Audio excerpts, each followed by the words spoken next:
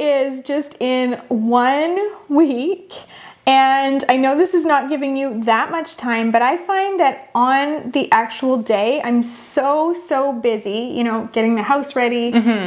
Maybe you want to get out some cute decorations. Christy brought her adorable decorations with her today. So we've got a cute little Easter display happening. But, you know, you might be rushing around your house, cleaning up, making sure that there's toilet paper in the bathrooms, that kind of thing. And there's just not enough time to cook. So if you do this week, tomorrow, today, whatever, then on Easter you're gonna have so much less to do and you're going to be able to enjoy the day more and spend more time with your visitors.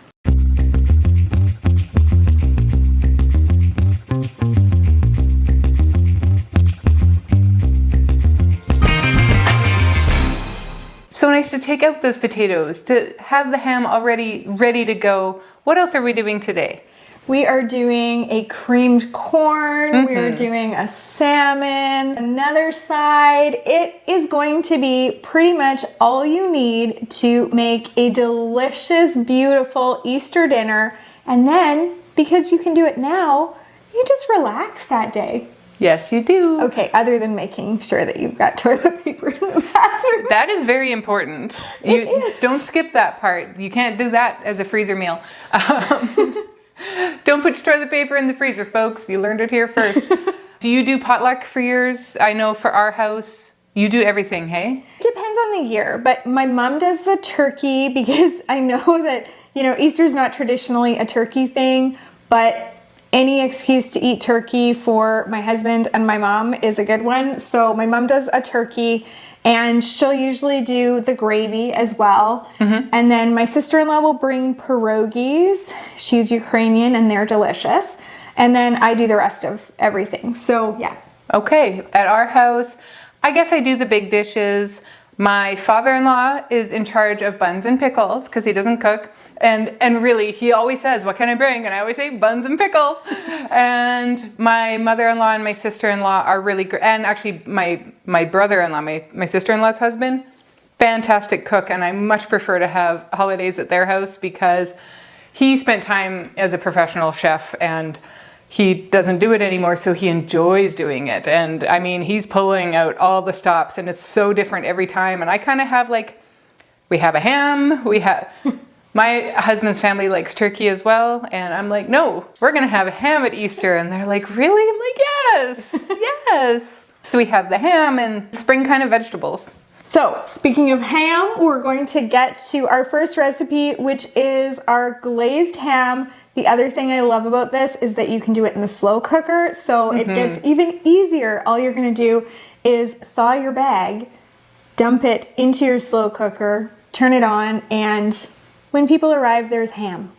How easy. For this, you can do it with a full ham or half a ham. If you decide to do it with a full ham, then you're going to want to cut your ham in half just so that it coats more of the ham that way with your glaze. You put your ham into your large resealable freezer bag. Then in a small bowl, you're going to mix together some brown sugar, dry mustard, horseradish, and a little bit of Pepsi or Coke. But you didn't hear me say that because I'm more a Pepsi fan than a Coke fan. And then you're going to pour that glaze over the ham, rub it just so that it's nice and gets on there. And then you're going to take out as much air as you can from the bag so that you don't get freezer burn. You're going to seal it and freeze it. That is really it on the day you go to make this. You thaw it, dump this into your slow cooker. You put 2 more tablespoons of Pepsi or Coke on top, and you just cook it on low for 3 hours, and then it's ready. Slice it, serve it. It's beautiful. Very, very nice. I bet you that glaze is good too. It's delicious. Not the healthiest thing like brown sugar and Pepsi, but with that horseradish, it's just like so good. That is really good. I also have this peach glazed ham that I sometimes do. And for that one, like you do slice it first. So I think that we should try to freezer mealize that one. Totally. I like that idea. And it's canned peaches, so I don't see why you couldn't. I think you could freeze them. Next year's Easter Next video. year's Easter. And then the next year after that, we'll do my glaze. Oh, what is your glaze? I'm trying to think, since we've been talking, I've been sitting here trying to think of what it is. I know that it calls for ginger ale, dry mustard, and brown sugar, but I always use ginger beer instead because it's got more of a ginger kick. And I double it or triple it. What it is designed for is really to make a ham steak with the glaze drizzled on it. But I do one more extra cheat for Easter. I pre-slice my ham, and like a lot of times the ham is already cured or cooked. It doesn't really need to spend a whole lot of time cooking. However, I pre-slice it, I lay it out into, usually I have a big rectangular roasting pan, and then I drizzle the glaze on it, and then I just reheat it. And it's done. I don't even like sweat for a second, and it's always good. That does sound pretty good. It's a very similar glaze. Like it's got the dry mustard, it's got it's ginger beer versus Pepsi, but it's got the sweetness, and it has the kick of the ginger, which is really nice. And that's why I picked ginger beer instead of ginger ale. Okay. And yeah, I don't know how it would freeze. I've never done it because honestly, it's so simple to put together. I've never worried about it. And if you don't know this, because I think you might not know this, at Costco and other butcher shops and other grocery stores, but it's always at Costco, you can buy a spiral ham. Do you know what that is? It's a bone-in ham. Okay, bone-in hams are going to be more flavorful and taste better than a boneless ham or like the deli hams, right? Because that's a bit processed, right? So the bone-in ham, so what they do is I don't know how they do it. I would like to see a video of how they do it. They spiral cut it around and around that bone so that once you've cooked it, you can slice down the bone and just kind of almost tear it off or just kind of scoop it off, and you have these perfect ham pieces that come right off the bone. You don't have to fight the bone. It's already done for you. And they're like sliced perfectly. They're about that thick. It's exactly what you want. the things you learn. Oh my goodness. Oh my goodness. And we have been friends for 12 years and we are still learning things about each other. Right. Like all the things that I can teach you about ham. Christy's been my go-to for how to cook for so long. I think I phoned her for 4 years straight with like, tell me again how you bake a potato directly on the rack. Like, didn't I? Like 1,000 times? Yes, we've talked about baking potatoes. Not 1,000, but a dozen. And she runs a food blog. That's the best part. That's so funny. I just love you. Most of what I've learned from cooking came from here. It is always nice to have a second main dish on the back burner, so to speak. Sometimes, I don't know about your family, but sometimes you have way more people show up than you thought, or sometimes less, but it is nice to have a backup. Or you might have a brother that's allergic to pork. I mean, you're having turkey anyway, but it is nice to have, you know, just one other option. We found that salmon goes so nicely, especially in the spring, honestly. Yeah. And we have other salmon, we have so many salmon recipes. We have a lot of salmon recipes. But we have a dill, like a salmon with a dill sauce that's really nice in the spring. And then we also have our ginger soy salmon that I have made for like forever. Year after year after year and served at Easter. We used to host an Easter party at our house. You had the best Easter parties here. It was about 80 people, no exaggeration, but most of those were kids. And we had this epic like egg hunt in our yard, and we would hide the plastic eggs, and then the kids would go and find as many as they could, and they'd have their little buckets. It was so cute. We would send the dads out. Oh yeah. The dads would go hide the eggs. And then it was so cute. They would come in and they would trade their empty eggs for like these bags, like gift bags of real candy, or like pencils and erasers and fun stickers and all that kind of stuff. And it was so fun. And sometimes we live in Alberta, Canada, so sometimes there's still snow, like dumps of snow at Easter, and sometimes it's beautiful like summer weather. So you can never predict. It was harder to hide the eggs in the snow years, for sure. Yes, well, it was just, you could see them easier, though. They really stand out against the white. Yeah. So, but we had so much fun with those. And then we kind of stopped I think for the pandemic. And just, the kids got older and we didn't start up again. But we've kind of been talking about it because now, we've got our grandson who lives here and he's 1.5 years. And so we're like, this year he might kind of start to get the concept. Yeah. Of, he would, finding the eggs. And I'm sure he would like the candy. Nope. No? No. That kid doesn't eat anything. He doesn't eat anything. So, although he loves our curry dishes, he loves our seafood curry, he loves mango chicken and cream sauce, or chicken and mango cream sauce. There you go. He loves spicy things, but not regular food. And no to anything sugar, which I guess is probably really good. It'll change, but it won't be like that forever. Anyway, so we can't even convince him to like the eggs for that reason. But if we put little cars in them, sure, he'd be thrilled. He's into cars. That's awesome. He's into cars. So yeah, we used to have this epic thing, and we always served the ginger soy salmon. This year we're sharing with you one of our newer salmon recipes because it's sweet Sriracha salmon and it has like not a lot of kick, but like a little hint of a kick, and then it has that sweetness. So it feels pretty springy, and I agree. So here is the recipe. Start out with your salmon fillets cut into a large freezer bag. We're going to take a small bowl and we're going to add in olive oil, some melted honey, some minced ginger, we like the squeezy tube kind, some minced garlic, some lime juice, some Sriracha. Now, this is, it says 1.5 to 2 tablespoons, but I think Sriracha is one of those things that you measure with your heart and a little bit with your tongue, depending on how spicy you like things, because you can keep it on the mild side. And of course, you have to have a bit of cilantro and salt and pepper in there.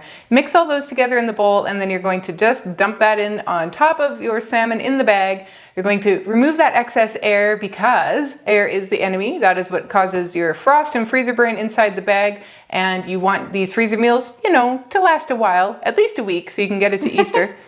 And then you're going to seal it up and freeze it on the day of cooking. Now, you can do this in the oven, but if you have a nice enough Easter day happening, you could totally do this on the barbecue. And I think that would be lovely. You can do it in a foil packet. You could probably do the cedar plank thing if that is your jam. Easily 10 or 15 minutes on the barbecue. If you do it in the oven, I would say like 400 degrees for like 20-ish minutes. The salmon is cooked when it flakes easily with a fork. This is also one you can do in the air fryer. So yes, you can. Take that appliance out and use that because sometimes your oven is in use. Yeah, that's right. So, it's nice to have different options, right? You are right. You can use the barbecue or the air fryer, and then you've got your ham in the slow cooker, and, then you have your oven for your mashed potatoes and your maple dill carrots.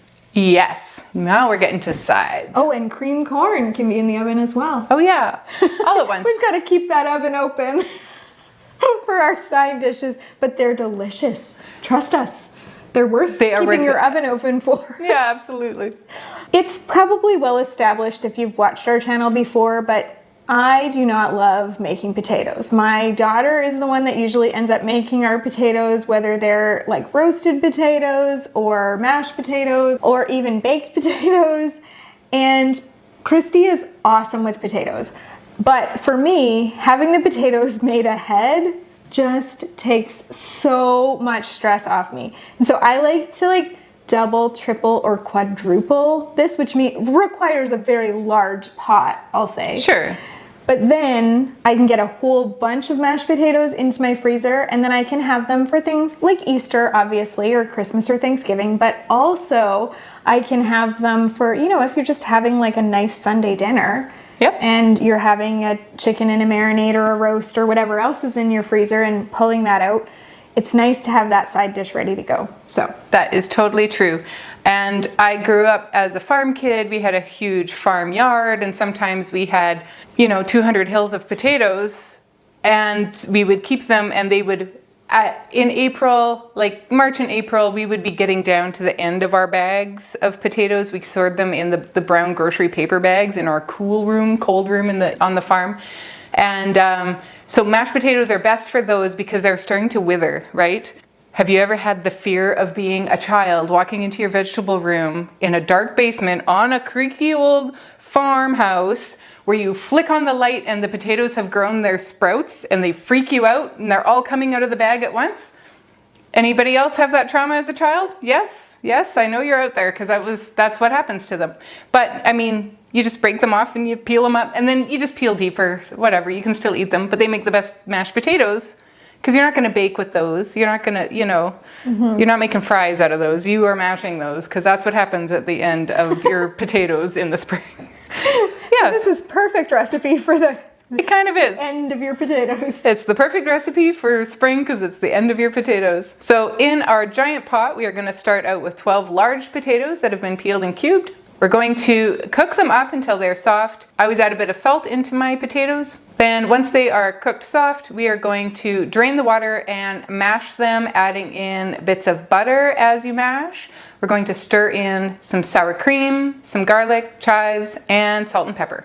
Allow these potatoes to cool and then scoop them into your freezer bag. Again, remove that excess air. You're going to seal them up and freeze them. Now, when you go to cook these, you do want to start it with them thawed. You can do them in your oven. You can do them on your stove top.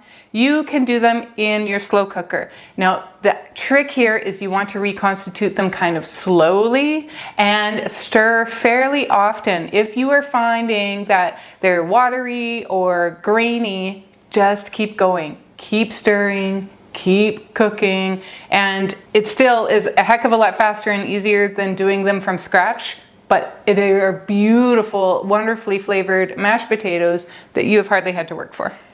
They are just as fluffy and delicious as when you make them fresh, truly. But like Christy said, you can get it where they seem watery and you're like, oh, they're not the same. If you just keep going. stir it and keep going, it is like a thing of beauty. Yeah, absolutely. I have come to love mashed potatoes now because whereas before they just weren't worth the effort. But if I can make a lot of them, and now this has nothing to do with an Easter dinner because Easter dinner, you tend to have more people, so you're going to make the full recipe. But if you live on your own and you want to be able to enjoy mashed potatoes whenever you want, I'm going to pop a video right up there. We have done it where we make our mashed potatoes and then we scoop them with a large scoop onto a parchment paper lined cookie sheet and then freeze them. Yes. Once they're frozen in these beautiful single serve balls. Like ice cream. Oh, they're gorgeous. I mean, if mashed potatoes can be gorgeous, these are gorgeous. If Gordon Ramsay says mashed potatoes can be sexy, these can be gorgeous. And then you take those balls when they're frozen and you put them into a freezer bag and then you have mashed potatoes always. Whenever you want them, you have mashed potatoes. You just reheat. And if you've got company over, you can take out a few scoops. If it's just you, 1 or 2 scoops. It is so perfect. That's right. Anyway, not for Easter, and I digress, but if you live on your own, you're gonna want to check out that video. I think it's actually a cooking for 2 video, but you can adjust it for 1 or 2, and that mashed potato idea is just awesome. We can put the link in the description too. Yes, these maple dill carrots are everything spring. Yes. They are carrots, they're dill. And I mean, maple is more just a Canadian thing, but whatever. It's got great flavor and you can put it on anything, just so you know. Delicious. The nice thing about this one is you're not pre-cooking the carrots. You're putting the carrots in raw and you're going to cook them fresh the day of. So when you actually assemble this, again, this would be a great one to double or triple and have multiples of it in your freezer. It's also one that you could make smaller bags of if you do live on your own, and then make a large bag for your Easter dinner, because if you're peeling and slicing the carrots anyway, you might as well just peel and slice some more. Right. You can also get a better price if you buy more carrots versus less carrots. So that's just a tip.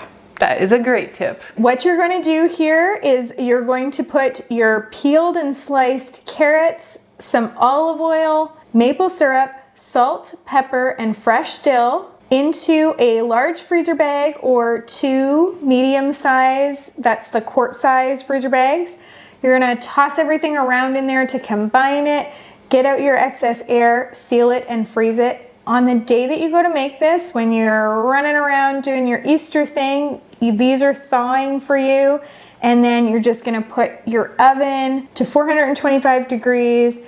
You can put these on a parchment paper lined cookie sheet, or you can spray your cookie sheet with some olive oil and then dump that bag contents onto your greased cookie sheet. Put it into the oven for 10 minutes, stir it or shake it around, put it back in the oven for 12 to 20 more minutes, depending on the size of your carrots. And take them out when they're as cooked as you like them. Some people prefer their carrots to be quite tender, and other people like them with a bit more bite. Yes. You know your carrot preferences. So go according to that.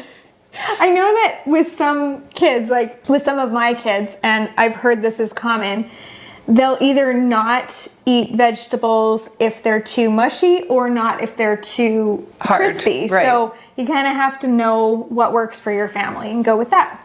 That's right. And you could leave some behind and cook those longer for the for the people that like them baked into submission. Baked into submission. There you go. This next recipe is creamed corn, and this is beyond any creamed corn that you are going to open up a can and get, and it is just truly lovely. We are going to start out by putting in our bag some frozen kernel corn. We are going to cook and crumble a couple of slices of bacon. We're going to add in whipping cream, some sugar, some salt and pepper, and a couple of blobs of butter. Once we have everything in there, you're gonna just squish it around to mix it together. You're gonna remove that excess air, seal it up in a medium-sized freezer bag. That's the quart size. You're going to add a bit of grated Parmesan, because that is going to make it better. And you're like, what? You're gonna put Parmesan cheese on the corn? Yes, we are. And you're going to staple those together. Make sure you staple above the seal so you don't have holes in the important part of your bag.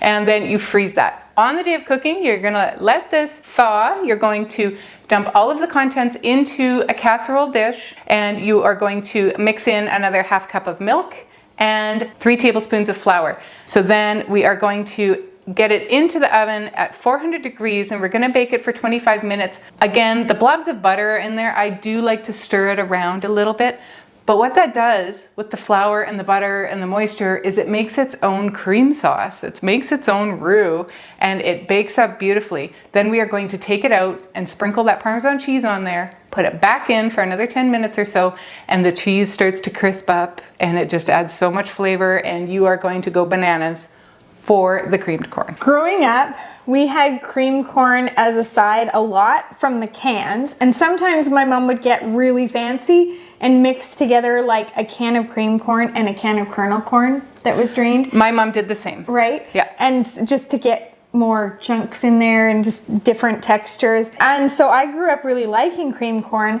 Years ago, when Christy told me that she had this homemade creamed corn recipe, I was really skeptical because I was like, well... Don't mess with a good thing. Right. And it's pretty easy to just open 1 or 2 cans and, mix in your kernel corn if you want to get really fancy. I was like... A couple of sprinkles of chopped parsley. Like, how much better could it be, really? And is it worth the effort?